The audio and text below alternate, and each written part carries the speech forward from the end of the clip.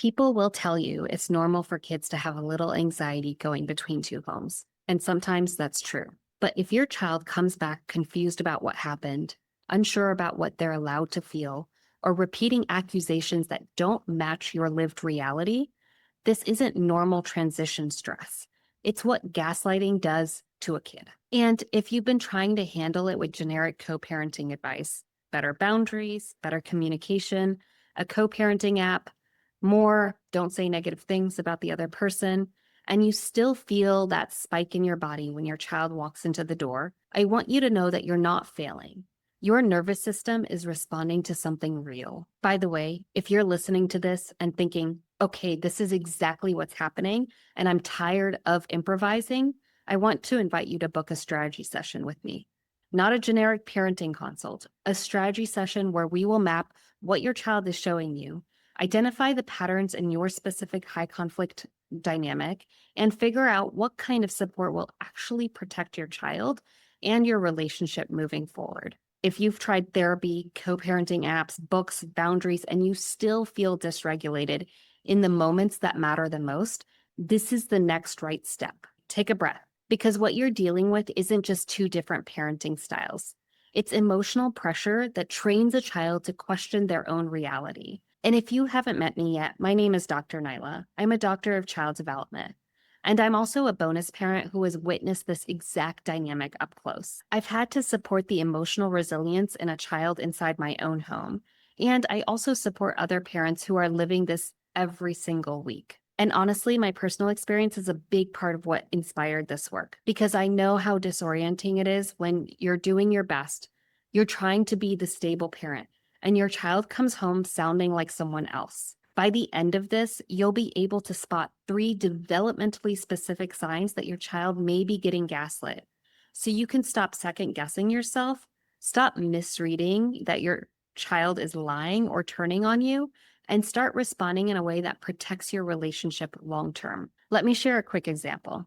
A parent I work with kept getting these out of nowhere accusations after the other parent's time. Not normal kid complaints, stuff that didn't match the week at all. And their instincts were totally understandable. Correct it, fact checked, defend themselves. But one night their child finally said, really quietly, "I don't know what's true anymore." Let's pause on that. That sentence isn't manipulation. That's a child adapting to emotional pressure. And once the parent shifted from correcting to safety, something started to change. Not overnight, but the shutdown softened. The child opened up more. Repair began. Okay, so let's get into it. When people hear the word gaslighting, they usually picture an adult scenario. Someone denies reality. Someone twists the conversation. Someone says that never happened with a spark. But with children, it's different because kids don't have the same power, language, or internal stability that adults have. So gaslighting doesn't usually show up as a child gaslighting you. It shows up as a child being trained over time to distrust themselves. And I need you to really hear this.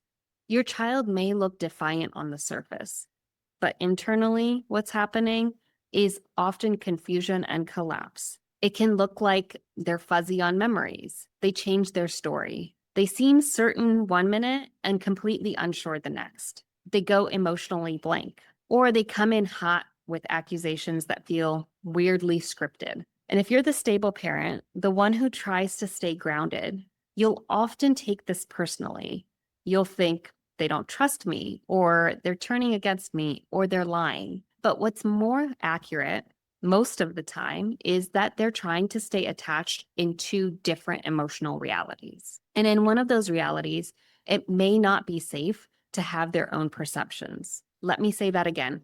In one of their homes, it may not be safe for your child to trust their own mind. So their brain does what brains do under pressure. It adapts. And those adaptations are the signs that you're about to learn. Now, I'm going to give you the 3 core signs, and I want you to listen for patterns, not proof. Because in high conflict dynamics, parents get trapped trying to prove, trying to get the child to admit, trying to catch the lie. And I'm telling you that that approach usually backfires. And I want to ask you something, because this is where the shift starts. If you stop trying to prove what happened, What would you focus on instead? If you want, put it in the comments. Just start with, I would focus on. Quick pause. If you're recognizing your child in what I'm describing and your stomach is doing that drop thing right now, that's exactly why I offer strategy sessions. Because you don't need more information. You need a response plan for the moments that you're already living. You need language that keeps you neutral, but still protective. You need a way to be able to be the stable parent without becoming the interrogator. So if you want help mapping this to your situation, book a strategy session. The link is there and we'll walk through it together. Okay, let's get into the 3 signs. Sign number 1 is this. Your child repeats distorted stories or accusations that don't match their lived experience. And I want to be careful here. This is not, my child says something negative about me. Kids complain. Kids vent. Kids have big feelings. That's not what I'm talking about. I mean, even in the healthiest homes, a kid will scream, I hate you, you're the worst parent ever. Slam the door and be totally fine a little while later. What I'm talking about is different. These are statements that feel disconnected from reality, almost like your child is handing you a message, not sharing an experience. You'll hear something like, you're trying to take me away, or I don't love you. I only love mommy because she made me. And in that moment, you feel it. Panic, rage, grief, because it's like your own child is rejecting you to your face. And then when you ask the most basic follow-up, gently, they go foggy. They either double down without details, or they completely collapse and say, I don't know, or I forgot, or whatever. This is the part that makes stable parents lose it. Because you're thinking, are you serious? That didn't happen. Why are you saying that? But when you slow it down, this isn't defiance, it's self-protection. They're repeating what feels safest because staying connected matters more than being accurate right now. That's their brain going, say the thing that keeps me safe. Let's pause on that. If your child is repeating distorted accusations, the goal is not to cross-examine them until you get a reaction. The goal is to recognize, my child may be under loyalty pressure. My child may be carrying someone else's reality. Sign number 2, your child doubts their own feelings, memories, or perceptions. This is one of the biggest signs, and it can be quiet. It can sound like, I don't know, I don't remember, maybe I'm wrong, it wasn't that bad, I'm fine. Or they start outsourcing their reality. They look at you like you're supposed to tell them what happened. They don't trust in their internal yes or no anymore. And sometimes they'll say something that breaks your heart, like, that's what the other parent told me, or I'm not supposed to say this, but. And that's what gaslighting does. It teaches a child that your feelings are unreliable, your memory is wrong, your perception is dangerous. And for the stable parent watching this, it creates a special kind of grief because you remember when your child was more spontaneous, more expressive, more sure of themselves. And now they're scanning, they're hesitating, they're second guessing. If this is your child, I want you to hear something clearly. Your child's self-trust can come back, but it comes back through safety, not through pressure, not through proving safety. Sign number 3, your child becomes hypervigilant, people-pleasing, or emotionally withdrawn after contact with the other parent. This is where a lot of parents get stuck because it's the sign that feels like rejection. You pick them up and they're cold, or they're overly sweet, performative, like they're trying to manage your reaction, or they go straight to their room, or they're jumpy, edgy, irritable, or controlling, or they're reading your face constantly. And you're thinking, why are they acting like I'm the unsafe one? Take a breath with me. Hypervigilance is not a character flaw. It's a nervous system state. It's the body saying, I need to predict what's about to happen so I can stay safe. And if your child is coming out of an environment where reality is unstable, where love is conditional, or emotions are punished, or they're placed in the middle, then their body may arrive at your home still in that mode. So they might test you, they might provoke you, or shut down because being neutral feels safer than being emotionally present. This is where your consistency matters more than your perfection. Because every time you respond calmly, every time you don't take the bait, Every time you create a predictable emotional environment, you are retraining their nervous system. You're showing them in this home, you don't have to perform to be safe. Now, I want to take all three signs and put one frame around them, because this is where parents finally stop blaming themselves. Children adapt to emotional pressure in order to stay connected. They don't do it to hurt you. They do it because attachment is survival. If a child senses consciously or unconsciously that love is conditional in the other home, or that the other parent becomes dysregulated if the child expresses closeness with you, or that they'll be punished, shamed, or emotionally withdrawn from if they say the wrong thing, then that child's brain will prioritize keeping that attachment intact. And one of the fastest ways to do that is to repeat the narrative. Doubt yourself, manage everyone else's emotions, go numb. So when your child comes to you and says something that feels accusatory, I want you to consider this possibility. Your child might not be bringing you their truth. They might be bringing you their strategy. Let me say that again. They might be bringing you their strategy, a strategy that helps them survive emotionally in a high conflict dynamic. And if you respond to this strategy with panic, interrogation, urgency, defensiveness, their nervous system reads, yep, still not safe. Still too big, still too much. But if you respond with grounded calm and emotional safety, you become the place where they can slowly come back to themselves. This is how you become the stable parent, not by winning, by regulating, by pacing, by staying connected without getting pulled into the war. You're allowed to feel angry about this. You're allowed to feel grief about this. You're allowed to look at the situation and think, this is unfair. And your child isn't the enemy.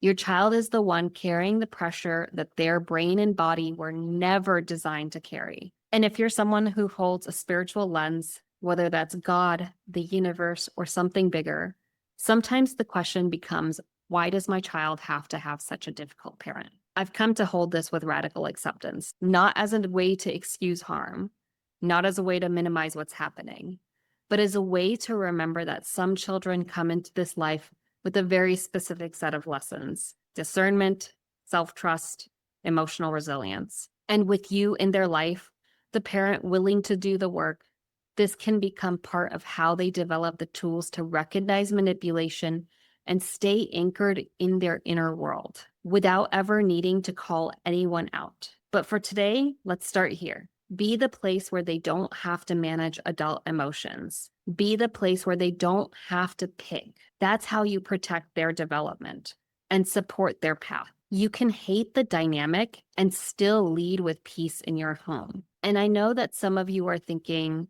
but if I don't correct it, won't they believe it? And that's such a valid fear. And it leads perfectly into the next piece. What makes gaslighting worse, even when you mean well? This is where good parents accidentally intensify the very thing that they're trying to stop, because your instincts make sense.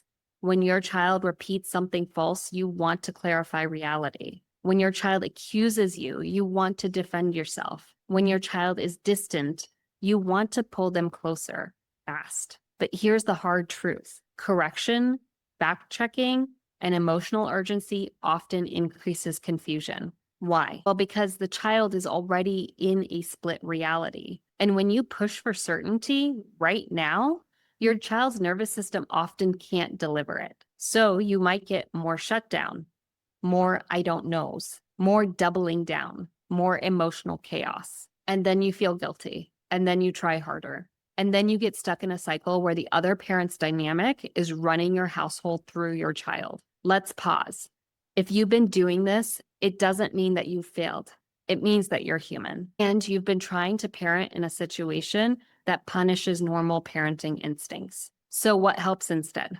Let me give you the approach to take here, because the approach matters more than the perfect sentence. Slow down, regulate first, protect the relationship over the facts in the moment. Stay neutral about the other parent while staying deeply supportive of your child's internal experience. Because the long-term win is not getting your child to say, you're right. The long-term win is your child feeling, I can trust myself when I'm with you. That's the foundation.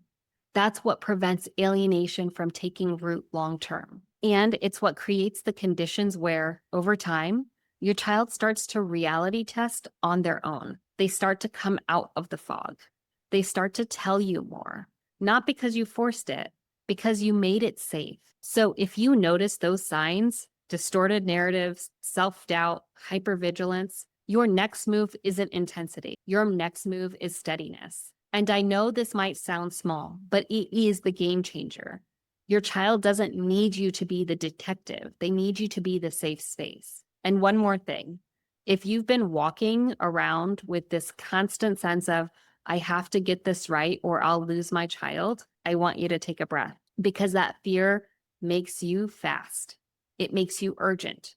And urgency is the opposite of safety. Your power is in being the parent who can tolerate the discomfort without turning it into pressure that your child can feel. Because even if you don't say a word, your kid still reads energy. They still feel your fear. They feel that braced, ungrounded, something's wrong in the room feeling. So what changes everything is this. You become anchored enough that your home doesn't carry panic in the walls. You become grounded enough, and your groundedness becomes the safety. And that safety is what helps your child's nervous system come back online. If you remember nothing else, remember this. When a child is being gaslit, the signs often look like confusion, self-doubt, and protective behaviors, not bad behaviors. Your child repeating distortive narratives doesn't automatically mean that they believe them. Your child going quiet doesn't mean that they don't love you. Your child acting hypervigilant doesn't mean that you are failing. It means their nervous system has been trained to survive emotional pressure.